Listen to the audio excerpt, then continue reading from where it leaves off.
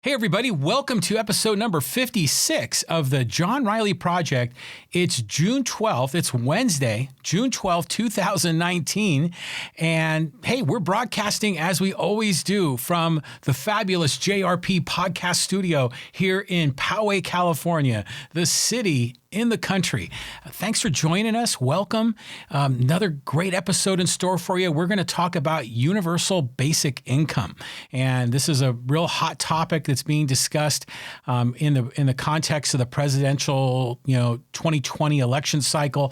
And I just thought this would be a really good one to break down and discuss in detail.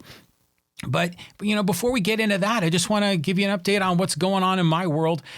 We had a great podcast yesterday with Pete Neild and his mission across America, his cross-country trip, fulfilling promises he made to his now deceased mother, casting ashes in these ash casting ceremonies in various spots around the United States. And Pete shared all the stories of his cross-country trip. It was unbelievable. So I invite you to check out that podcast. We had a great one last week with Rory Herman, our local Poway hockey star, and tracing his history through youth hockey, junior hockey, playing in the highest amateur league in America, the USHL. He's getting ready now to play college hockey, Division I, in the northeastern United States, and he's still living the dream, hopes to be, in the NHL at some point. So had some great podcast conversations recently. But I had not this most recent weekend, but the previous weekend, I had a great experience.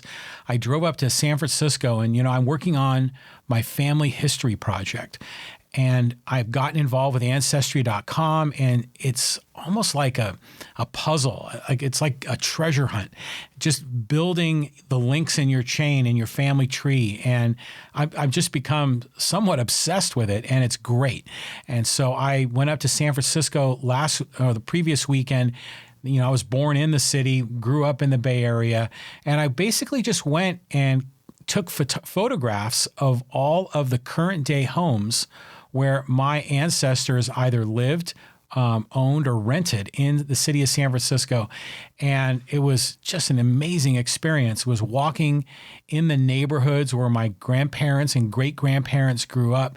And this is all in the city of San Francisco, in Eureka Valley and Noe Valley. It's in the Mission District. Excuse me, not the Mission District, the Castro District.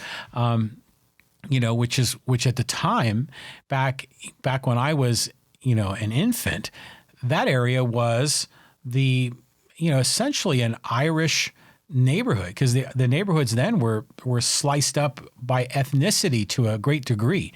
So it was just interesting to see the Irish community and, where people lived. And so I was hiking up and down the hills. Then I met my friend Jack Saturday night, and we went out, had some dinner and drinks, and then we went hiking up in the Russian Hill and up Telegraph Hill by Coit Tower. So got in a lot of good workout, visited a lot of historic homes, came back to Poway, uploading all my files onto Ancestry.com, all the photos, and just building my database, building my file. And it's wonderful. So if you are doing ancestry research, I would love to hear from you. I think it would be great to have a conversation about some of the things that you've discovered about your family, maybe even some of the resources that you've discovered that have been treasure troves of wonderful information.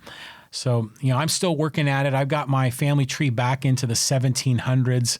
I got a long ways to go. So I haven't yet opened up the European databases. That's my next step. And so I'm hoping to plan a trip to Butte, Montana later this year. That's where on, the Riley branch of my family tree, my ancestors came from England and Ireland, and they lived in multiple generations in Butte, Montana before they moved to San Francisco. So looking forward to getting up to Butte later this summer. But what else is going on? The NBA playoffs are fantastic. I'm a Warriors fan. I went to Warriors games as a kid back in the mid 70s when they had Rick Barry and Nate Thurman and Clifford Ray. I was an altar boy, when I was a youngster, and the priests every year would take us to a Warriors game. They took all the altar boys, and it was a wonderful event. And by the way, the priests at my parish treated us very well.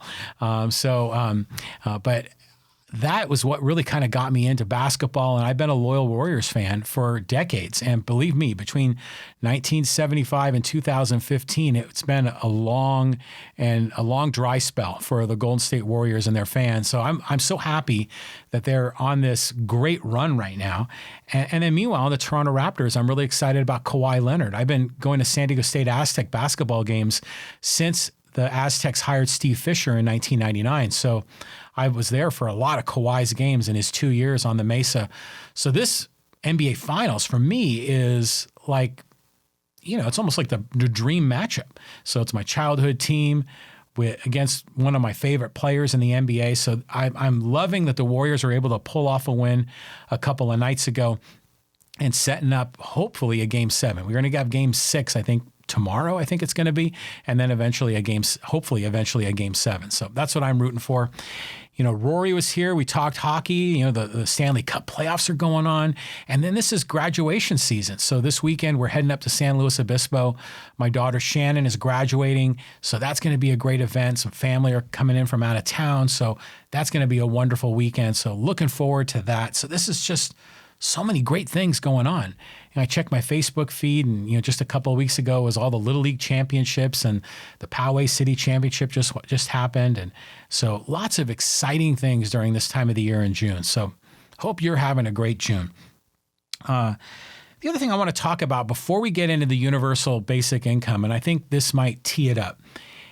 If you go to my website, johnrileyproject.com, I have all of our episodes posted there, but I also have a journal where I'll write little articles. It's like a blog. And in the beginning, I talked about why I started this podcast. Sometimes I talk about some of the technology I'm using to build this podcast. And by the way, if you're ever interested in learning about podcasts, contact me. I'll tell you everything I know about how I set this up and how I got everything organized. But I did a journal entry a few weeks ago about being braver. And I really think this is something that I'm trying to embrace. When I have a podcast like this, I have a platform, and I have a platform to do a lot of different things. And in some cases, when I started this, I just wanted to provide an opportunity for voters to get to know the political candidates here in Poway.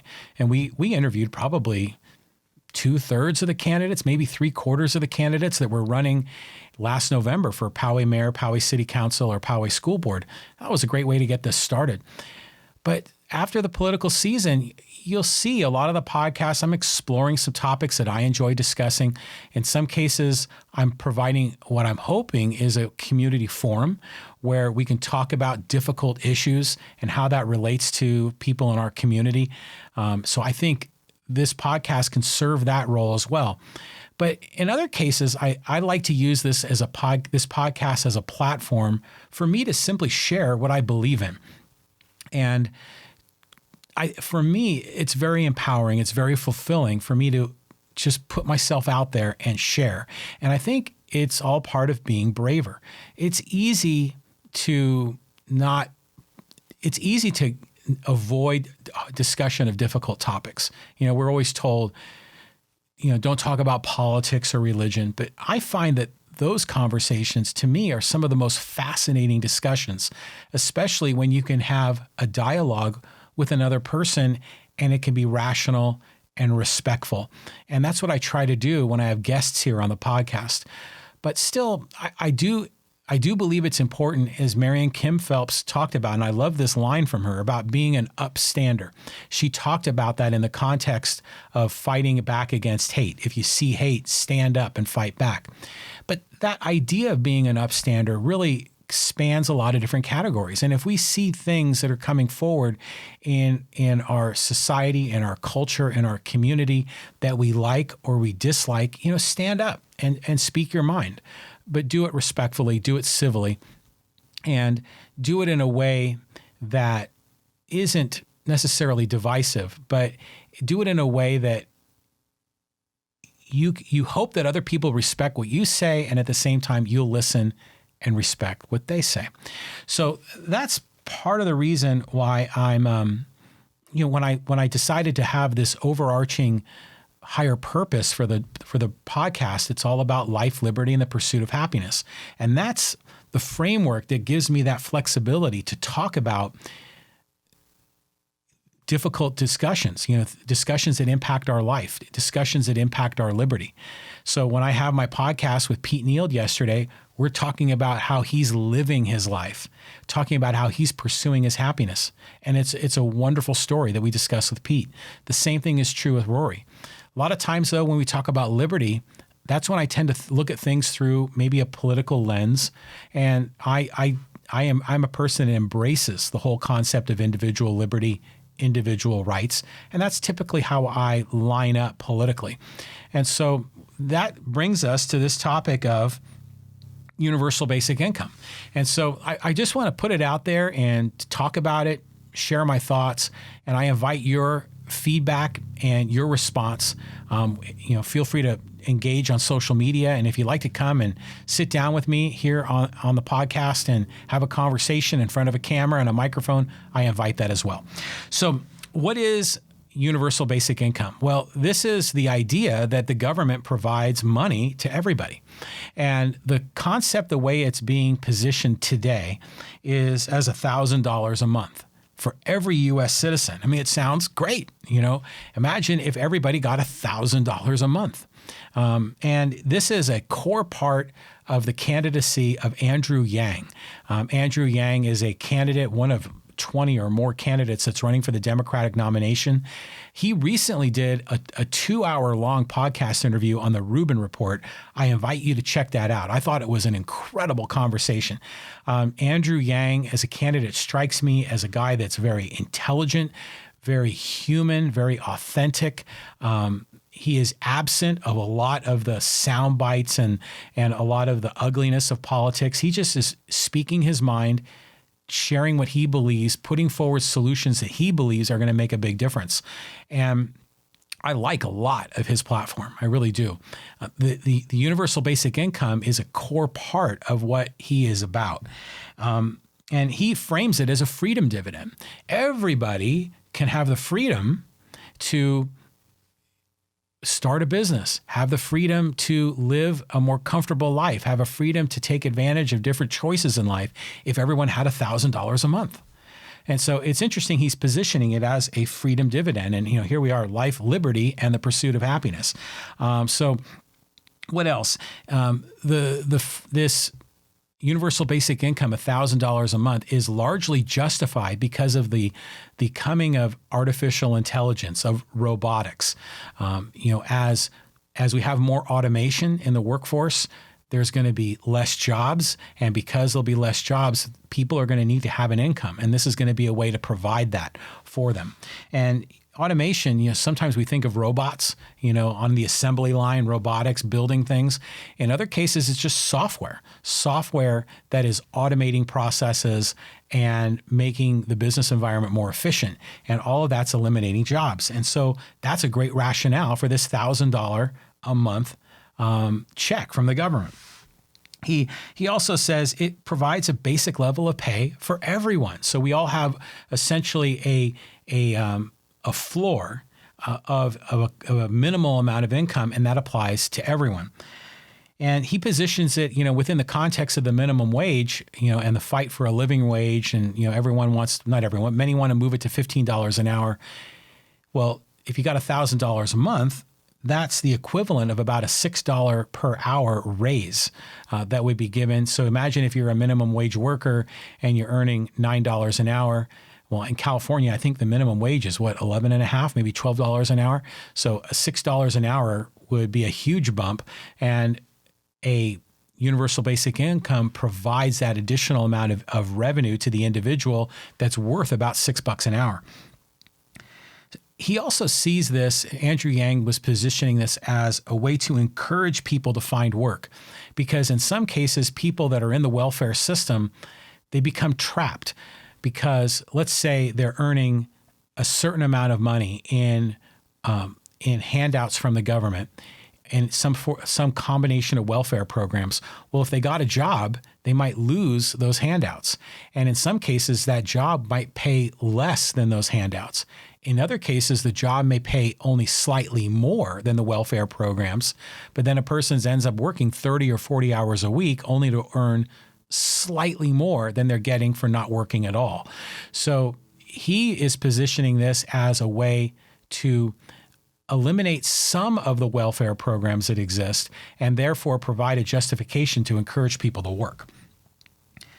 He sees this Andrew Yang sees this as a way to reduce a lot of the regulatory environment, a lot of the welfare programs, because instead of having qualifications for programs, everyone simply just gets a check, and it simplifies it. And then he goes on to say it should increase entrepreneurship because now people will have a safety net if they start a business and it fails. Well, at least they're still getting $1,000 a month. And he also said it should reduce people's stress. It'll help their mental health, their physical health. It'll make education a lot more effective because there's going to be less stress in the home. So he provided a whole series of rationale for the universal basic income. He even said that it provides a income for people who have jobs that are not normally rewarded in the marketplace. Let's say, for example, they're a caregiver. Let's say they're a stay-at-home mom that's taking care of children, or an adult that is taking care of a parent. Well, those are jobs that are legitimate jobs that require a tremendous amount of work, but they aren't paid at all. So for people like that, or maybe even artists and other categories, this provides them some form of income for the work that they do. So the pitch on the universal basic income is fabulous. It sounds so good. Everyone's going to get a check. And it's going to help us reduce stress. It's going to encourage entrepreneurship. It's going to give more income on a monthly basis for those that are struggling. I mean, the list is long, and it's going to be a hedge or a counteraction to this coming automation. Artificial intelligence, self-driving cars, and more robotics in the workplace, and the elimination of jobs. And I will agree that some of that sales pitch I like, but there's a lot of it that I don't like. And in my opinion, it sounds so good.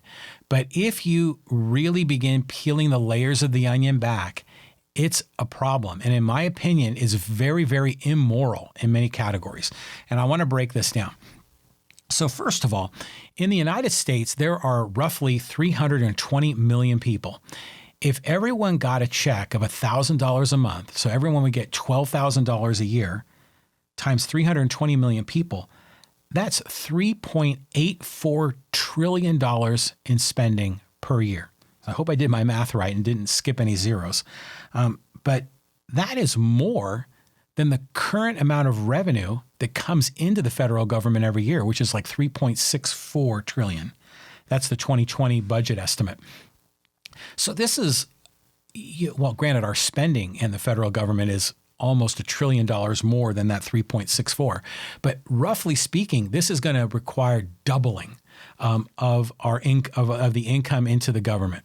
It's going to require doubling of some form of revenue collection in the form of taxes and fees, and we can break that down. So this is an enormous amount of money, And the Yang Gang, which is Andrew Yang's, really high energy group of supporters, they've broken it down and they've rationalized it. But ultimately, this money isn't just invented in thin air. The $1,000 a month check, we don't just make a wish and it appears. It has to come from somewhere. And that's the challenge.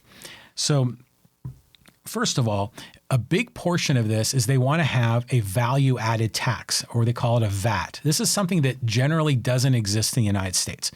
There's probably some rare exceptions where it does, but a value added tax is a tax that is applied to the sale of each component of a product all the way through the supply chain. So you can imagine if someone is gathering raw material and they sell it to a manufacturer, there's a tax applied. Then the manufacturer builds the product and sells it to a distributor, a tax is applied. Then the distributor sells it to the retailer, a tax is applied. And then, of course, when the retailer sells it to the end user, a tax is applied. So at every transaction along that supply chain, taxes are involved. And according to Andrew Yang's presentation, it would be roughly about 20% that would be added to the costs of goods and many services that we're currently paying for now. So immediately, a big increase in the cost of goods. And so that's going to be a burden on people that have to buy those goods. It's also going to be friction in the economy that's going to slow down the purchase of those goods. Now, granted, people are going to have money to spend, but a lot of it's going to get eaten up in the extra costs for the goods that people buy. And consider that the people that are poorest are the ones that will be impacted the most, because they're the ones that the greatest percentage of their income go to those goods. So immediately, the value-added tax is something that would be a radical transformation of the way that our government collects revenue. And it's also a hidden tax, because only the consumer will see the price and maybe the sales tax at the very end of that chain. They won't see all the taxation that happens at each tier. And so because it's an invisible tax, it's less accountable and it's less challengeable. People just begin to accept it. And then suddenly everything is more expensive. I mean, at a large degree, it's a little bit like tariffs. Tariffs increase the cost of goods. Tariffs are proven to slow down the economy. Tariffs make prices of goods more expensive, and they ultimately harm people and typically harm those with the least means at the greatest proportional rate. So where else is the money going to come from? Well, of course, they're going to tax the rich. And this is a go-to for many progressives. We need to increase taxes on the rich. We need to increase taxes on corporations. And this concerns me greatly. Now, granted, they're talking about increasing taxes on, according to Alexandria Ocasio-Cortez, the tippity top, the ultra gazillionaires and billionaires. But still, when you have a tax like that just disproportionately taxes one group of people, especially a minority of people, that's not fair. That's not just. Anytime a massive majority can oppress a tiny minority, it's not right. Now, I know some people are saying, oh, yeah, oppress the rich, big deal. They got plenty of money. Well, you know what? We all have inalienable rights of life, liberty, and the pursuit of happiness. We all should be judged equal under the law.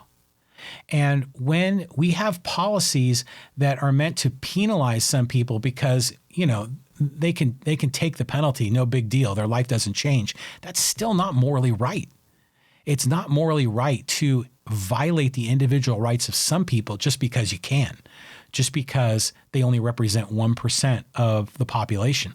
So that's what strikes me as odd, is that Andrew Yang calls it a freedom dividend, but it ultimately violates the individual freedoms of those people that are having their taxes increased. It's almost like the Patriot Act. It's this crazy name that means the opposite of what it actually is. So to me, that's a problem, because they would have to increase taxes dramatically. And you know how this game is played, that they'll increase taxes, but because of the rich and because corporate powers have such great influence, there'll be all these exceptions, and people will be able to get around those tax rates. And then we're going to end up having this insane, essentially doubling of our federal spending. And it's going to create greater deficits, more debt. Some people are going to pay a big price. Other people are going to be able to get out of it just because of their connections and because of loopholes. So this makes the swamp even swampier. And I think that's a big problem. What else? I think it's just, I get the whole idea of we want to help people rise up, and I'm for that. I want to help the poor rise up, help the middle class rise up, but you don't want to do it by tearing other people down. See, to me, that's the wrong approach. We should all rise. We should all have opportunity. But when you have to take from some to give to others, when you have to rob from Peter to pay Paul, to me, that strikes me as very immoral. So imagine it's immoral for us to go take money from our neighbor and steal from him to give to someone else. If we do that on an individual level, we can go to jail. But somehow, if people vote and the government does it, then it's okay. To me, it's just so incredibly inconsistent. So I just have a big problem with this form of redistribution.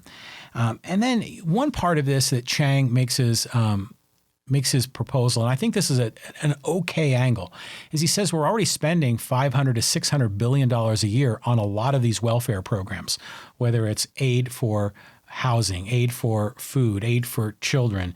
And then these people that are on those programs, a lot of them will come off of the program because of the dividend. His proposal is that people would have a choice to take the $1,000 a month or take what they're currently getting from the government. So if they are getting less, let's say they're only getting $600 a month, well, then they just take the $1,000 check and they're $400 a month better off. So according to Yang, we wouldn't be spending $1,000 a month on them. We would only be spending net new $400 more. But still we're spending $1,000. Let's be real, because that money has to come from somewhere. So it still is, it's an interesting angle, because a lot of the other proposals that have been presented for universal basic income have been done in a way as a replacement for the welfare state. And we've seen that from a variety of other people. And in some cases that sounds better, because then everyone's treated equally under the law. And instead, we're eliminating all of the gamesmanship to qualify for those. And I'm going to get into that in a second. But still, a good portion of this, according to Yang, will be funded by redirecting some of the money that's already going to welfare programs. And then finally, the other part of the justification is that if we do this, there's going to be all this spending and a huge surge in the economy, and GDP is going to go up, and we're going to have all this new revenue that's going to come into the federal government. Yeah, there'll be some of that. That's no doubt. But I'm always cautious when people start forecasting that, because those forecasts beyond a year are really tenuous, because they're always manipulating and changing the system, and the economy fluctuates. So can we depend on that as a source of a significant amount of income? I mean, if we go into a serious recession, and a lot of people are predicting that, well, people are still going to be demanding $1,000 a month, but the revenue will go down. So it doesn't pay for itself when the economy was either flat or not, or going in, or actually being reduced. Or even if it's only growing at a very, very slow rate, it's still not going to cover it. So it's, again, all of this feels good, but when you start peeling back the layers of this, it begins to break down. And it's never going to be enough. I mean, let's be real. If you provide $1,000 a month for people, then next year they're going to want more. They're going to want $1,200 or $1,500.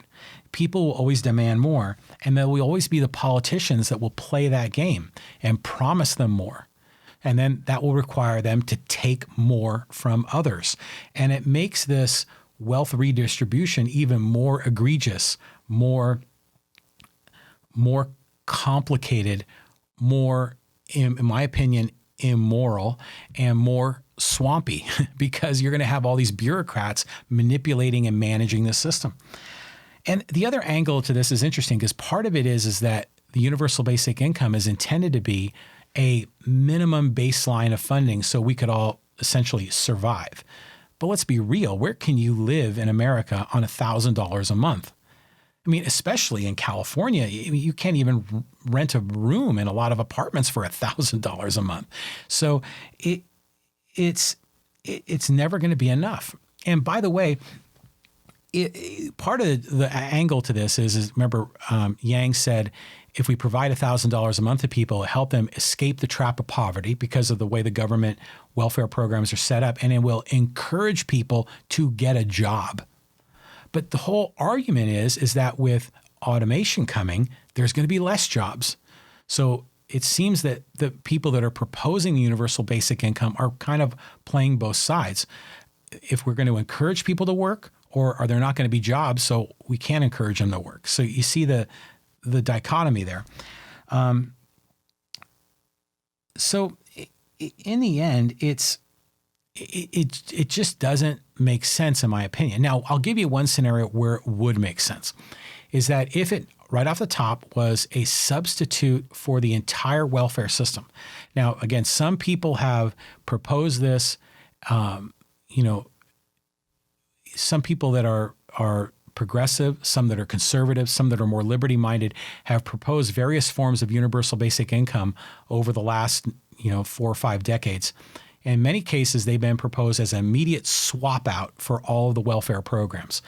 And if it were done on that basis and with the agreement that over time it would ratchet down, that the checks would be less and less, that would make sense to me.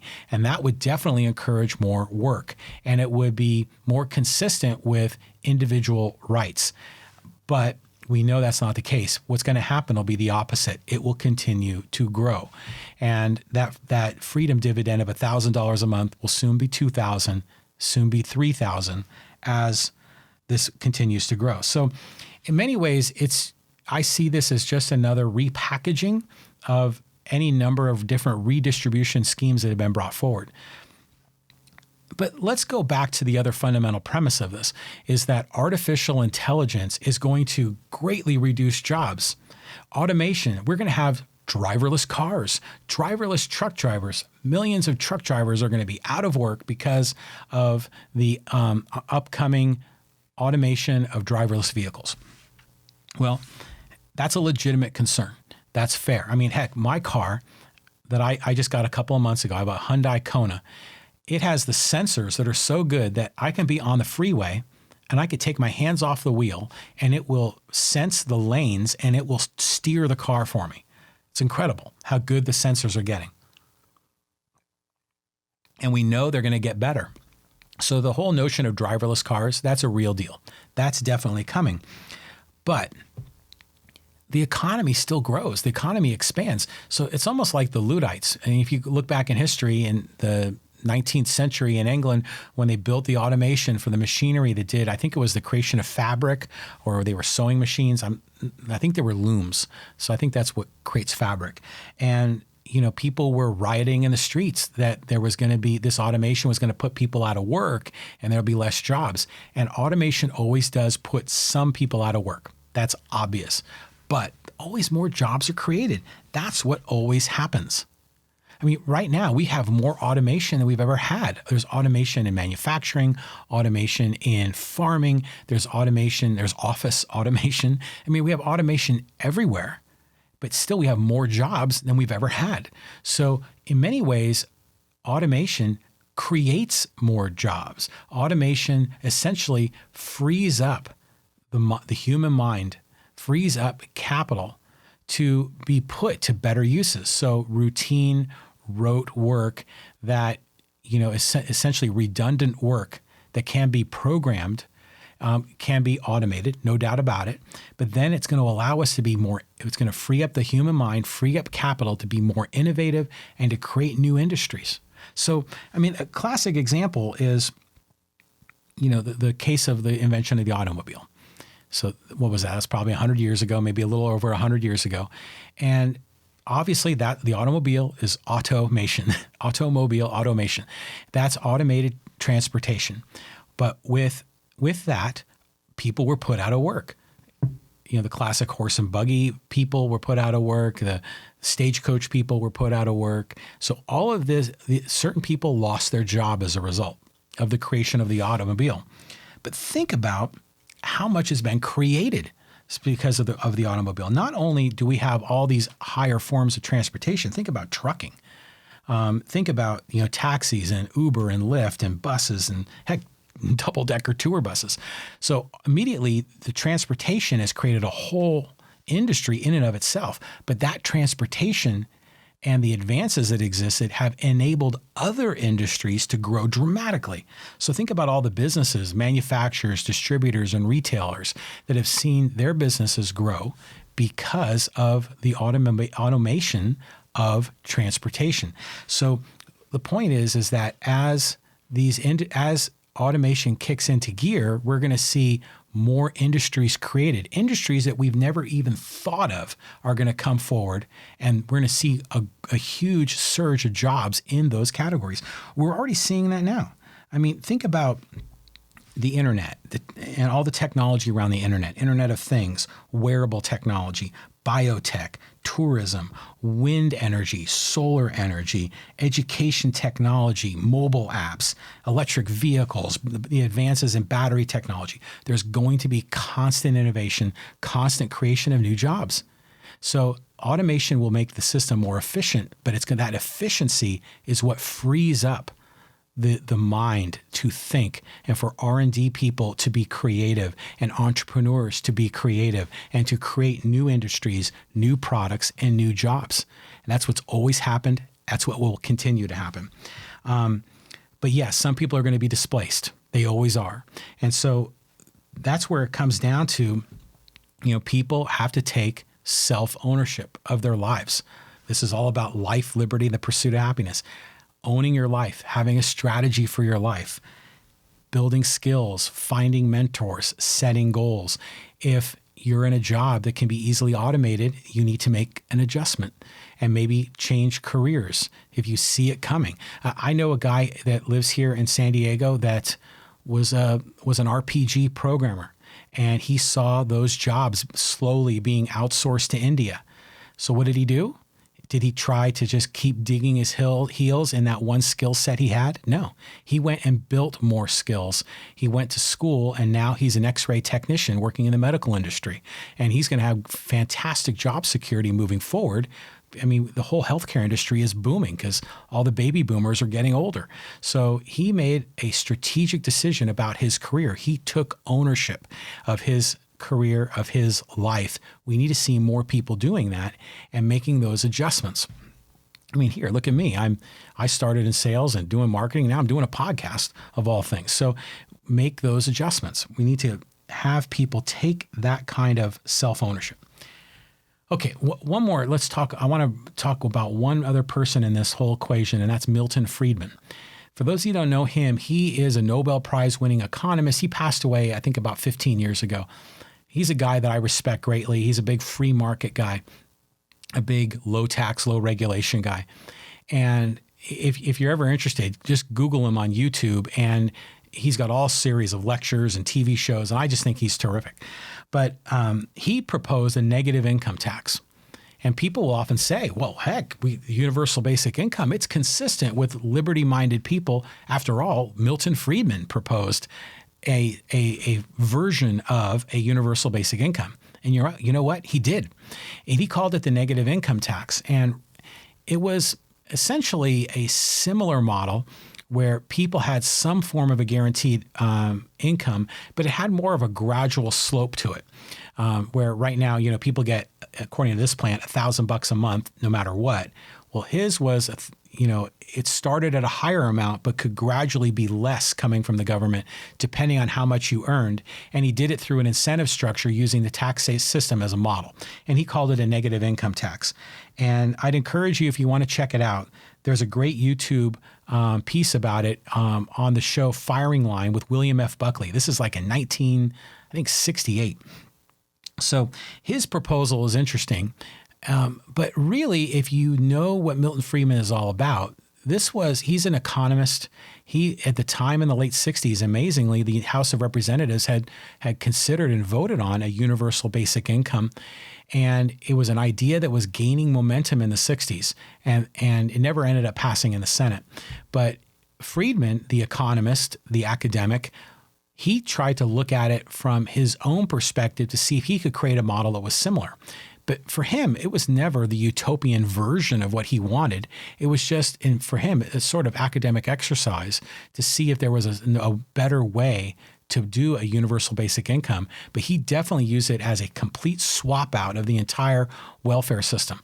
Andrew Yang does not propose that. Andrew Yang will keep a great deal of the current welfare system that exists in the government today because he wants to give people that choice, that where they can take the $1,000 check or what comes from the government, whichever is greater, and it's up to them.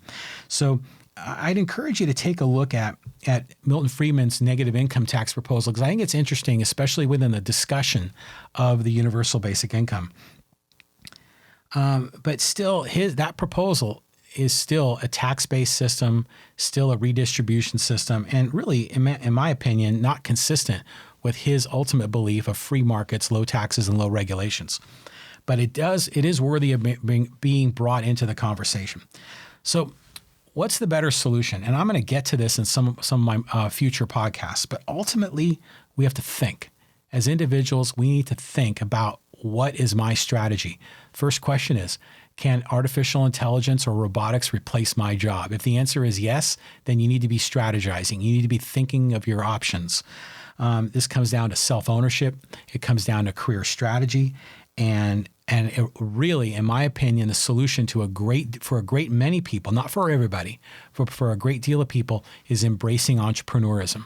And we're going to get to that in a future podcast. The internet and everything that's available today makes entrepreneurism so much more viable for the average everyday individual. And we're going to break that down and explore that.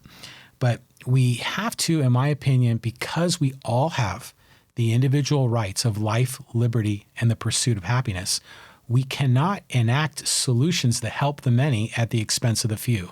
We cannot violate some people's rights in order to reward other people. And I think that's a dangerous position. And that's in many ways why I have trouble with the universal basic income. But I will say this, I think Andrew Yang is a really good candidate. I think if you look on his website, he has actually called out policy proposals for a laundry list of issues. He's very brave. And I talked about this in the podcast, be braver. He is being brave. He is saying things and doing things that average politicians will not do. And a lot of his policy proposals are very, very good. And I strongly support them. But there are a few in there that I dislike. Universal basic income is one of those. So I invite you to reach out. Join me on social media. You can find me on Facebook at John Riley Project. I even have a special insiders group, Facebook group, that is invitation only, or you can request to join permission. Just got to answer a few questions. I approve everybody. Find me there, the John Riley Project Insiders Group. I have bonus content when I'm out on the road. I do videos. You can check that out. I invite your conversation on this issue of universal basic income. You can also catch me as John Riley Poway on Twitter and on Instagram. And so I invite you to engage in the conversation. If you would like to come on the podcast and discuss this with me, I would enjoy that. If you have a guest you'd like to recommend to come on the podcast to discuss this, I would also enjoy that. Because like I said, I think this podcast can serve as a community forum, and we can have these kind of long form, sometimes difficult conversations, but do it in a respectful, civil environment where we are active listeners and we work our way through these issues. We may have differences, but we'll find ways to have common ground. And that's what I encourage. So I think I'm going to wrap it up here. And I'm going to wrap this up with, well, first of all, I want to say, if you enjoy what you're listening to, you enjoy what you're watching, I'd love your support. A great way you can support me is just by subscribing to the YouTube channel. Right below the video, there's a little red button to subscribe.